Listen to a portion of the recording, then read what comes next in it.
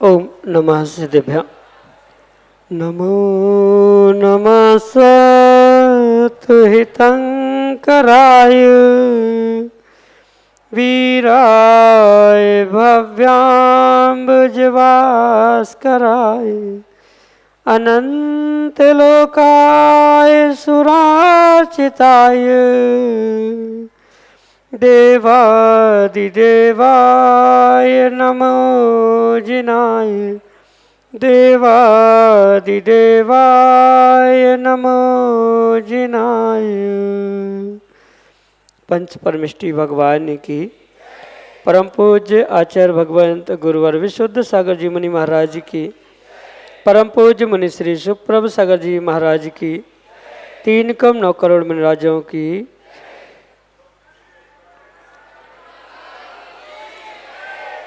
समीचीन विकल्पों का सम्यक समाधान, सम्यक ज्ञान की वह अनूठी विधा जो निश्चित ही हमारे लिए आत्म कल्याण का एक अनूठा पायदान प्राप्त कराने वाली है, क्योंकि विकल्प भी समीचीन है और उसका आगम के परिप्रेक्ष्य में सम्यक रूप से समाधान हमें परम पूज्य मुनिश्री से प्राप्त होता है और वही सम्यक समाधान हमारे आत्म कल्याण का पथ प्रशस्त करने वाला होता है।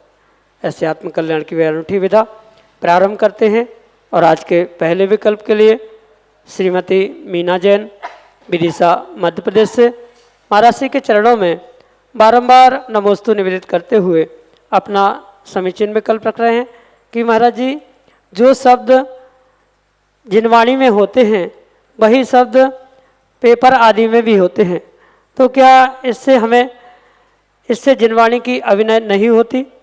हमारे समीचीन विकल्प का सम्यक समाधान करने की अनुकंपा करें। नमोस्तु महाराज जी, नमोस्तु। ओम नमः सिद्धम। परम पूज्य आचार्य भगवान गुरुवर विशुद्ध सागर जी महाराज की, परम पूज्य मुनि श्री सुप्रभ सागर जी महाराज की,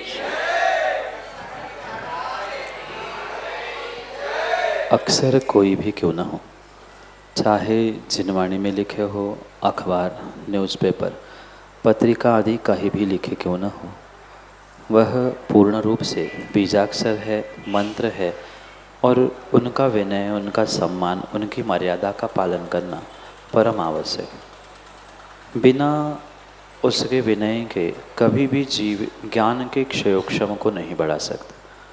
जैसे अखबार, न्यूज़पेपर आदि जो प्रिंट मीडिया के रूप में हमें प्राप्त होते, उन अक्षरों का या उन न्यूज़पेपर आदि का अगर दुरुपयोग किया है, जैसे बहुत सारे लोग बैठने के लिए उसका प्रयोग करते हैं, कांच पोंछने के लिए, आग लगाने के लिए, भोजन करने के लिए और भी बहुत सारी कार्यों के लिए उस पेपर आदि का प्रयोग किया जाता है। ऐसे समय पर वह जीव, वह व्यक्ति नियम से ज्ञानावरणी और दर्शनावरणी दोनों कर्मों के आश्रव को, बंध को प्राप्त होता है, क्योंकि एक एक बीजाक्षर हमारे आगम में मंत्र के समान, मंत्र के तुल्य स्वीकार किया। उन प्रत्येक बीजाक्षरों का क्या अर्थ है, उन बीजाक्षरों के रक्षक देवी देवता किस प्रकार से है आदि सब कुछ हमारे आगम ग्रंथों में आचार्य भगवंतों ने लिखा है। इसलिए कोई भी अक्षर हो, चाहे किसी भी भाषा का क्यों ना हो, चाहे वह संस्कृत, हिंदी, अंग्रेजी भी भाषा का क्यों ना हो, बीजाक्षर बीजाक्षर है। भाषा कोई भी हो सकती है, पर बीजाक्षर मंत्र होने के कारण से उनका विनय करना आवश्यक है। भले ही प्रत्येक कागजों का पूजन जिनवाणी के समान नहीं किया जा सकता। जिनवाणी तो आचार्य प्रणीत है, इसलिए उनकी पूजा या उनको अर्घ्य आदि होता है। पर जो बीजाक्षर के रूप में या अक्षरों के निमित्त से प्राप्त होने वाले पेपर, न्यूज़पेपर आदि जो भी प्रिंट मीडिया हमें मिल रहा है, वह पूर्ण रूप से विनय करने योग्य है। अगर उन अक्षरों का अविनय हो रहा है, जैसे कहीं लिखे हुए अक्षरों पर भी पैर पड़ रहे हैं, तो पूर्ण रूप से ज्ञानावरणी दर्शनावरणी रूप ही वह फलीभूत होने की संभावना है। इसलिए इन कार्यों पे विशेष करके ध्यान दे कि किसी प्रकार से ये लिखे हुए कागज़ों का दुरुपयोग ना हो। भले ही जिनवाणी के मंत्र, श्लोक, सूत्र वहाँ नहीं है, पर वही वर्णमाला है, वही अक्षर है जो भगवान के दिव्य ध्वनि से प्रकट उनका जो लेखन किया गया, वही कहीं न कहीं वहाँ प्रस्तुत होने के कारण से इन विपरीतताओं को छोड़ते हुए ज्ञानावरणी और दर्शनावरणी कर्म से उसके आश्रव बंध से बचने का प्रयास किया जाए। यही आपके लिए सम्यक समाधान। विराज गरिवे अमरावती महाराष्ट्र से अगले समीचीन विकल्प मस्त मारायला उज्जैन हे नाव कसं पडलं, काही ऐतिहासिक नाव हे आहे का कारण? किसी क्षेत्र का, किसी स्थान का जो नाम होता है वह ज़रूरी नहीं है कुछ कारणों से ही रखा जाए। बहुत सारे नाम तो संज्ञा के रूप में सहजता से प्राप्त है। जैसे मध्यलोक के निमित्त से जम्बूद्वीप, भरत क्षेत्र आदि आदि ये जो नाम है, ये किसी ने रखे नहीं हैं और उसके पीछे कोई तर्क भी नहीं है कि ऐसा होने से है। हाँ, कुछ ऐसे नियोग होते हैं, जैसे जम्बूद्वीप का नाम जम्बू वृक्ष के निमित्त से प्राप्त होता है। ऐसे कुछ कुछ क्षेत्रों का कुछ स्थानों का नियोग तो होता है, पर सर्वथा हो ऐसा आवश्यक नहीं। जिस नगरी में आप आज समय सारोपासक शिविर में सहभागिता देते हुए विशेष रूप से आत्म साधना संस्कारों को प्राप्त करने का प्रयास कर रहे हैं, उस नगर के विषय में भी शहर के विषय में भी हमें ऐसा ही समझना होगा। ये मालवा प्रांत की एक बहुत ऐतिहासिक, और मैं तो कहता हूँ प्राग ऐतिहासिक भी कह दे तो कोई गैर नहीं हो सकता, जहाँ साक्षात तीर्थंकर महावीर भगवान पर उपसर्ग हुआ था, ये वही भूमि है जिसको उज्जैनी का या उज्जैनी आदि और भी नामों से, अवंतिका आदि कई नामों से जाना जाता है, चिरपरिचित है। साथ में अगर हम विशेषता इस शब्द की भी विच्छेद करते हुए समझने का प्रयास करें तो शब्द ही कह रहा है उज्जैन, यानी जहाँ उत्कृष्ट रूप से जैनत्व को प्राप्त किया जा सकता है, यह उज्जैन नगर है, उज्जैन स्थान है। ये इस उज्जैन के शाब्दिक अर्थ से हम अभिप्रेत कर सकते हैं। इसके अलावा भी बहुत सारी घटनाक्रम इस उज्जैन अवंतिका नगरी से जुड़े हुए हैं। जैसे महावीर भगवान की ये तपोभूमि, यानी यहाँ उपसर्ग हुआ ही था।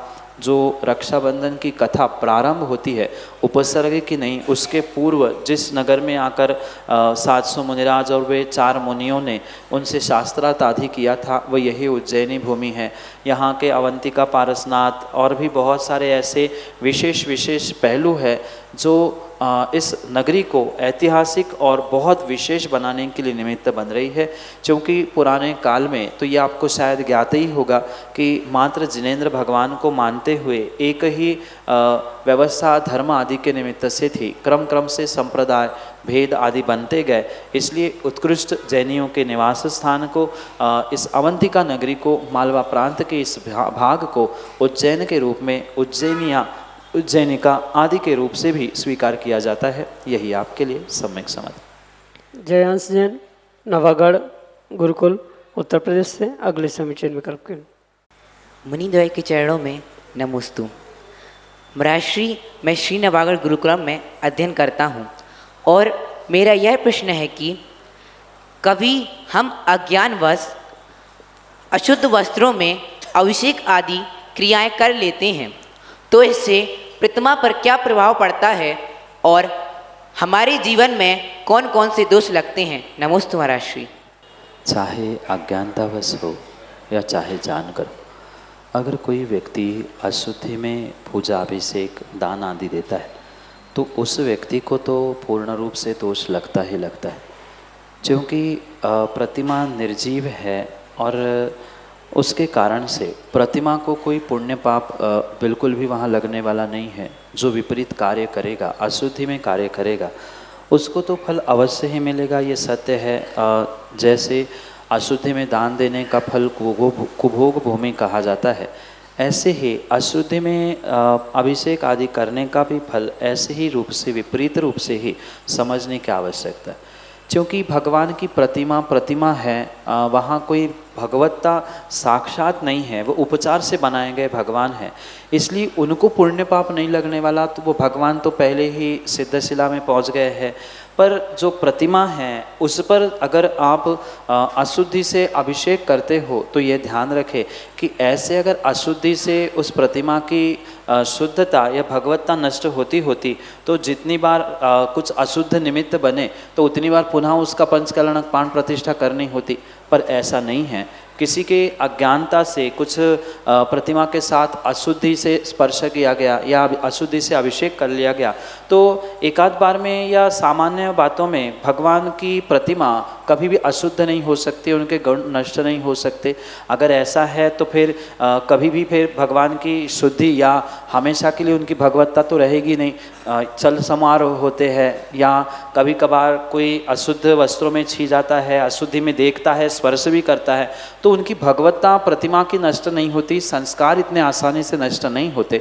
उसके पीछे आचार्यों ने लिखा है कि अगर उस प्रतिमा पर किसी ने कुछ विपरीत कार्य किए हैं, मतलब उसको हाथोड़ी छेनी से पुनः ठोकने का प्रयास किया है, कहीं बिल्कुल गंदे स्थान पे उसे फेंक दिया, जैसे कई बार चोरी जाती है पुनः मिलती है तो उसके पुनः संस्कार किए जाते हैं, शुद्धि की जाती है। हालांकि पूरे पंचकल्याणक वहाँ नहीं होते पर शुद्धि पुनः वहाँ की जाती है। तो आवश्यकता नहीं है कि सामान्य आपके अशुद्ध वस्त्रों से किए गए अभिषेक से वो प्रतिमा अशुद्ध हो। इतने हल्के भगवान और भगवान की प्रतिमा नहीं है कि किसी के अशुद्धि से छूने से या अभिषेक करने से उनकी भगवत्ता नष्ट हो जाए। और रही बात जो श्रावक कर रहा है वो अशुद्धि में कर रहा है, चाहे अनजाने में भी करे पर फिर भी उसे पाप तो अवश्य ही लग रहा है। जो कार्य शुद्धि में करने हैं उन्हें शुद्धि में ही करने होंगे, शुद्ध वस्त्रों से ही अभिषेक होता है। और ये भी ध्यान रखें, एक बार पहने हुए वस्त्र ही पुनः दोबारा अगर पहने जा रहे हैं उतार कर तो वह शुद्ध नहीं रहते। एक बार पहने ही तब तक शुद्धि में है जब तक आप पहने हो, उतारने के बाद दूसरा कोई पहने आप ही पुनः पहनो तो वह शुद्ध नहीं कहलाते। इन शुद्धियों का ध्यान रखें क्योंकि बहुत सारे प्रांत की शुद्धि सोले आदि की व्यवस्था भिन्न भिन्न है, पर आगम के परिप्रेक्ष्य में जितनी शुद्धि का ध्यान रखते हुए आप ये क्रिया करोगे उतनी ही विशुद्ध परिणामों के साथ आपको उत्कृष्ट फल प्राप्त होगा, कर्मों की निर्जरा होगी, नहीं तो कर्मों का आश्रव वहाँ भी होगा। यही आपके लिए सम्यक समाधान। ऋषिकेश पंचवाटकर वासिम महाराष्ट्र से अगले समीचीन विकल्प के लिए। गुरुवर के चरणों में कोटि कोटि नमस्तु। गुरुवर, मेरा प्रश्न ये है कि धर्म ज़्यादा ज़रूरी है या पैसा? क्योंकि हम यहाँ एक जगह पे गए थे, वहाँ पे एक आदमी रात भर से सोच के गया था कि कल सुबह अभिषेक करने मिलेगा, अभिषेक करने मिलेगा। बहुत दिनों से वो स्थान खुला था। वहाँ पे जाने के बाद वो 1-1.5 घंटा लाइन में लगने के बाद उसका जब नंबर आता है तब बोली शुरू हो जाती है। बोली जब शुरू हो जाती है, किसी ने बोली ले ली, उसके पास सोले के कपड़े भी नहीं थे, उसको सोले के कपड़े मंदिर ने लगा के दिए, सब लगा के दिए, और वो जो 1.5 घंटे से लाइन में था उसको रुका के उसका पहले अभिषेक हो गया। तो उसका पुण्य तेज था, वो तो बोली लेके और पुण्य कमा रहा है। लेकिन जिसको रुकने का काम पड़ा वो 1.5 घंटे से रात भर से सोच के आया था अभिषेक करेगा अभिषेक करेगा, लेकिन उसको नहीं मिला। तो क्या है गुरुजी, मार्गदर्शन करें, उसके जैसा बनने के लिए हम क्या कर सकते हैं? उसमें हमारा क्या कर्म था वो बताए। नमोस्तु। पुण्य पाप अपने जगह पर होने पर भी कहीं न कहीं वर्तमान में जो धर्म और धर्म आयतनों के स्थानों में जो ये विडंबना और विपरीतताएं देखने में आ रही है, ये मात्र एक राग द्वेष की परिणति कह दो या धर्म कमाने का साधन कह दो। धर्म कमाने की जगह पर लोगों ने जो धन कमाने का पुरुषार्थ प्रारंभ किया है, इस कारण से ही ये विडंबना वर्तमान में देखने में आ रही। ये तो बिल्कुल सत्य है कि जिसने पहले अभिषेक किया उसका पिछला कोई ना कोई पुण्य का उदय था ही, जिसको नंबर में खड़े होने के बाद भी मौका नहीं मिला, कई महीनों कई दिनों से कई घंटों से जो राह देख रहा था, उसका उस जीव की अपेक्षा से पाप का उदय था, ये भी सत्य है। पर ये उनका तो उदय यानी दोनों का तो उदय आ गया, उनके को तो कर्म निकल गए। पर जो ऐसा करने के लिए वर्तमान में निमित्त बन रहा है, मतलब जो व्यवस्थापक है, जिन्होंने पहले पैसे वालों को स्थान दिया, और जो पैसा बिना दिए लाइन में खड़ा था उसको मौका नहीं मिलना, ये जो दुघात यानी पक्षघात करने का, पार्टीशन करने का या पार्टिसिपेशन उसका जो पक्षपात करने का भाव था, राग द्वेष के भाव थे, धन को देखकर, पैसों को देखकर, वह उस जीव के लिए, उस व्यवस्थापक के लिए नियम से कर्म बंध का ही साधन बनेगा। और धर्म क्षेत्र में, धर्म आयतनों में उसने ऐसा विपरीत कार्य किया है तो वह फल उसको और भी विशेष रूप से मिलेगा। मात्र किसी एक स्थान पे नहीं, वर्तमान में जो मंदिरों की और बहुत सारे वेदियों की, क्षेत्रों की व्यवस्था हुई है कि अभिषेक भी वही करेगा जो प्रतिदिन के, प्रति माह के पैसे देगा, शांति धारा भी उसी के नाम से महीने से होती है जो पैसे देता है। तो क्या बेचारा गरीब व्यक्ति कभी अभिषेक पूजा धर्म नहीं कर सकता क्या? ये बहुत बड़ा प्रश्न और बहुत बड़ी विडंबना वर्तमान के समय में है। इसलिए ये आगम की व्यवस्था नहीं है। ठीक है, कुछ समय के लिए बोलिए लगाकर, धनराशि रखकर ये निर्णय किया जाए पहले कौन करेगा, पर इसका अर्थ ये नहीं है कि उनके अलावा अन्य कोई कर ही नहीं सकता है, उनको ही मौका मिलना चाहिए। कई मंदिरों में हमने देखा, मतलब कई स्थानों में भी हमने देखा कि वही हर महीने, हर दिन, हर हफ्ते वही व्यक्ति देगा। अरे 100-200 रुपये भी क्या, ये अगर उसकी किसी की शक्ति नहीं है पर श्रद्धा है गुरु के प्रति, भगवान के प्रति, तो गुरु के पास पहुँचने के लिए, प्रभु के पास पहुंचने के लिए धन साधन नहीं होना चाहिए, धर्म उसके भाव ही साधन होने चाहिए। ये विडंबना मात्र वर्तमान के धर्म और धर्म आयतनों के जो तथाकथित ठेकेदार है, उन ठेकेदारों के काम से ही ये कारण बिगड़ रहा है। धर्म के व्यवस्थापक बने, धर्म के, धर्म आयतनों के, देवशास्त्र गुरु के सेवक बने, ठेकेदार बनने वालों के साथ यही कार्य होता है। वह ठेका लेकर रखते हैं और धन दिखते ही अपना ठेका, अपना काम, अपना कर्तव्य बदल देते हैं। उनको तो नियम से कर्म का आश्रयबंध हो ही रहा है। हम ये सोचे कि हमारी कर्मों की निर्जरा हो गई, हम वहाँ भी उसके प्रति अगर कुछ विपरीत भाव रख रहे हैं, उससे बदला लेने के भाव रख रहे हैं, तो वहाँ हमें भी आश्रयबंध होगा। हम यही सोचे हमारा पुण्य पाप था और उसको उसका फल तो कर्मों का मिलेगा, हम कर्मों की निर्जरा करें, पर वह कर्मों का बंध कर रहा है। यह आपके लिए सम्यक समाधान। श्रीमती शोभा झांझरी, उज्जैन, मध्य प्रदेश से अगले समीचीन विकल्प के। जय महाराज जी के चरणों में शत शत नमन। महाराज जी, मेरी शंका ये है कि जैसे कल तत्वार्थ सूत्र की चर्चा में हुआ था कि अकाल मृत्यु होती है और उसकी आयु भी बचती है, तो उसको कैसे पता लगाया जाए कि अकाल मृत्यु है? और उसको यदि कुछ अंतरंग पीड़ा भी है ये कि यदि मान लो कहीं होती है अचानक और अपने को लगता है कि ऐसा नहीं होना था या इलाज नहीं मिलने पर कुछ ऐसा हो गया, तो मन में वो हमेशा इस बात रह जाती है, तो कृपया शंका का समाधान कीजिए। सामान्य जीवों की अकाल मृत्यु होती है, उसमें कोई भी विकल्प जिज्ञासा नहीं होनी चाहिए। जैसे कि तत्वार्थ सूत्र के दूसरे अध्याय के अंतिम सूत्र में हमने पढ़ा कि आयु के निषेक अचानक से समाप्त होने पर जो मृत्यु होती है वह अकाल मरण कहा जाता है। किसी की आयु 50 वर्ष की है और 30-35 वर्ष के काल में कुछ ऐसे निमित्त मिले, चाहे किसी विपरीत स्थान पर अचानक वह पहुंच गया, वही उसकी दवाई, औषधि या ठीक करने के लिए कोई निमित्त नहीं मिले, ये भी कहीं ना कहीं उसके लिए निमित्त बन सकता है। पर कब किसकी अकाल मृत्यु हुई कि नहीं हुई, क्यों हुई, कैसे हुई और उसके पीछे की वास्तविकता क्या है, ये तो केवली गम्य विषय है। क्षयोक्षमी ज्ञान से कोई भी वर्तमान में उसे जान ही नहीं सकता। जब तक केवल ज्ञान या अवधि मन पर ये ज्ञानी कोई नहीं है, तब तक ये निर्णय नहीं किया जा सकता। ठीक है, अनुमानित किया जा सकता है कि भाई कोई 50-60 वर्ष तो वर्तमान में आयु कम से कम है और उसके पहले कोई मर रहा है तो वह स्वाभाविक रूप से अकाल मृत्यु से जा रहा है, या ऐसा भी हो सकता है कथनचित वह उतनी ही आयु लेके आया हो। तो ये निर्णय मात्र केवली गम्य है। वर्तमान में कोई भी उसकी डिसीजन नहीं ले सकता कि वो अकाल मरण है कि नहीं है। इसलिए ये निर्णय करे कि भले ही आपको कोई विकल्प हो किसी प्रकार से, पर सत्यता यही है कि अकाल मरण किसका हुआ, कैसे हुआ, क्यों हुआ, ये सब कुछ निर्णय केवली अवधि ज्ञानी या मनपर्य ज्ञानियों पर ही छोड़ना होगा। हम तो मात्र श्रद्धा कर सकते हैं, समझ सकते हैं, एक अनुमान लगा सकते हैं कि 20-25 वर्ष का गया है, हो सकता है उसकी आयु और थी और नहीं थी तो जितनी थी उतनी वो भोग के गया, तो वो तो अकाल मरण था ही नहीं। इसलिए ये निर्णय हम भगवंतों पे यानी अवधि मनपर्य केवली ज्ञानियों पे छोड़े तो ही हमें सुख की शांति की अनुभूति हो सकती है, अन्यथा ये हमेशा ही संक्लिष्टता बनी रहेगी कि कौन हुआ, क्यों हुआ, ये निमित्त क्यों नहीं मिले।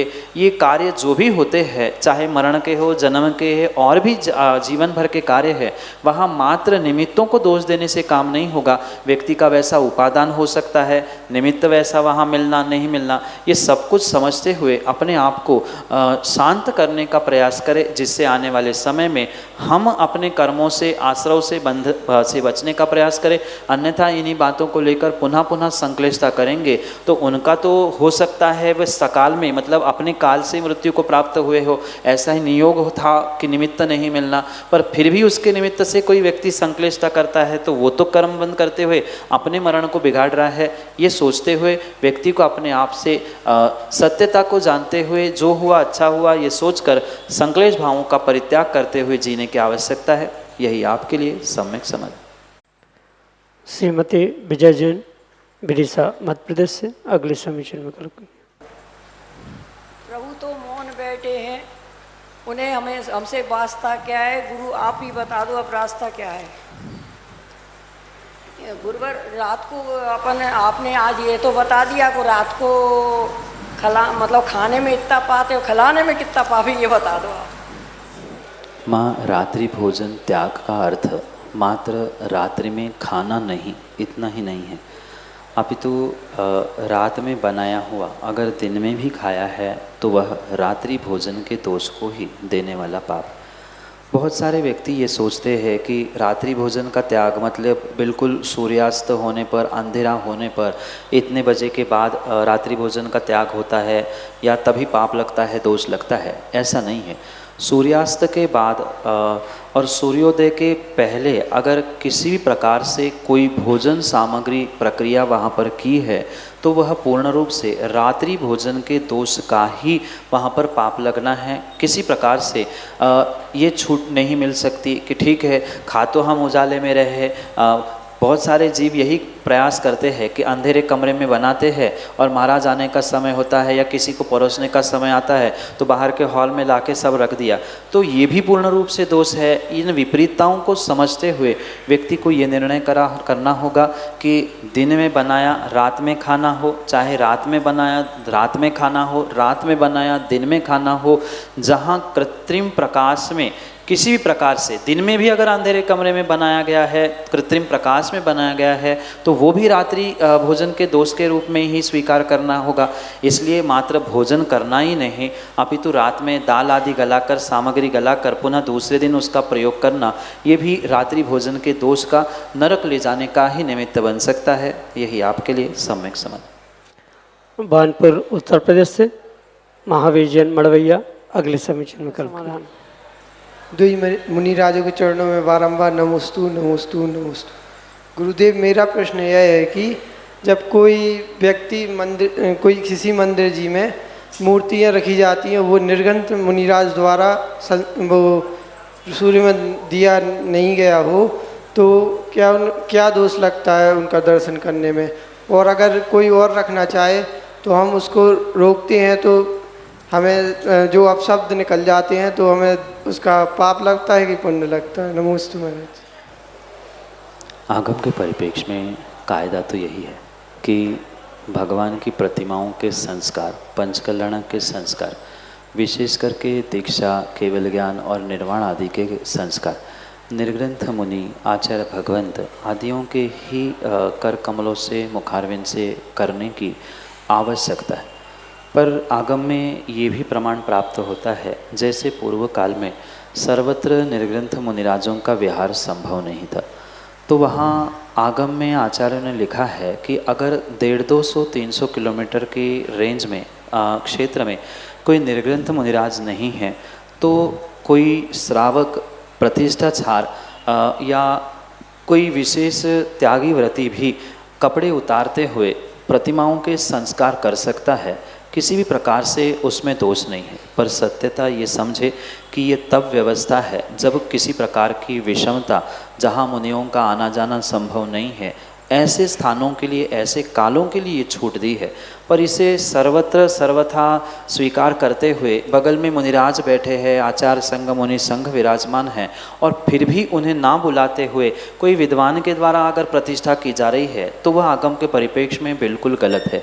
जो कार्य मुनिराजों के योग्य है, मुनिराज है और उनकी अनुकूलता है, ठीक है। अगर उनकी अनुकूलता नहीं है, कोई आने के लिए सक्षम नहीं है, तो फिर भी समझ में आता है। पर 100-200 किलोमीटर में मुनिराज है, आप वहाँ गए नहीं, किसी को निवेदन ही नहीं किया और ज़बरदस्ती बिना बुलाए ही किसी श्रावकों के द्वारा कपड़े उतार कर उसके संस्कार किए जा रहे हैं, तो ये आगम के परिप्रेक्ष्य में उचित नहीं। प्रतिष्ठा ग्रंथों में ये ज़रूर लिखा है कि किसी विद्वान के द्वारा, किसी त्यागी व्रती के द्वारा कपड़े उतार कर भी सूर्य मंत्र या संस्कार दिए गए हैं, तो वह प्रतिमा तो पूज्य है, प्रतिमा किसी प्रकार से अपूज्य नहीं है।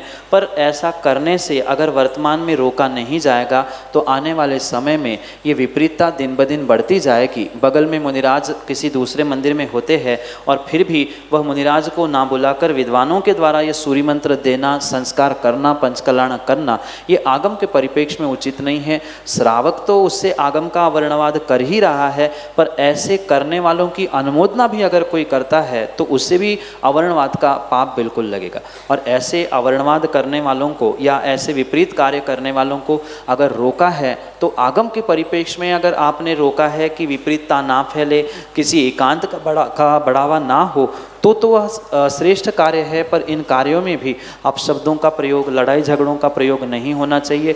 श्रेष्ठता तो यही है कि सामंजस्य से ही ये कार्य हो, अन्यथा ये एकांत पनपता रहेगा। पर ये भी ध्यान रखें, अगर पूर्व काल में ऐसे किसी विद्वान आदि के द्वारा संस्कारित प्रतिमा है तो वह किसी भी प्रकार से अपूज्य नहीं होती। अगर ऐसा ही है तो भट्टारकों के द्वारा सूर्य मंत्र दी गई जितनी भी प्राचीन प्रतिमा है, कुंडलपुर के बड़े बाबा हो या जितने प्राचीन हजारों वर्ष पुराने प्रतिमाएं हैं, वहाँ तो निर्ग्रंथों का सर्वत्र विहार था ही नहीं, वे जंगलों में रहते थे। तो ऐसे समय पर जो भट्टारक या त्यागी व्रतियों ने उन्हें संस्कारित किया, प्रतिमा को सूर्य मंत्र दिए, वह आज भी पूजनीय है, आगे भी पूजनीय है। पर ये विडंबना दूर करते हुए इस सत्य का को समझना होगा। उन प्रतिमाओं का अवमान करना, अभिनय करना उचित नहीं है। पर यह भी ध्यान रखें, ऐसे होने वाले कार्यों को भी पनपना नहीं देना चाहिए, बढ़ावा नहीं देना चाहिए। अन्यथा मुनिराजों की या सूर्य मंत्र आदि की जो व्यवस्था आगम में लिखी है, वह व्यवस्था को भी बदलने का प्रयास आने वाले समय में किया जाएगा। इसलिए जो हो चुका है वो तो स्वीकार है, पर आने वाले समय में मुनिराजों का विहार भी सर्वत्र हो रहा है और वे सहजता से पहुंच भी रहे हैं। तो ऐसी विडंबना किसी प्रकार से समाज को गुमराह करने की ना करें, जैसे जिस कारण से समाज के टुकड़े हो, ऐसा कार्य उचित नहीं है। यही आपके लिए सम्यक समाधान।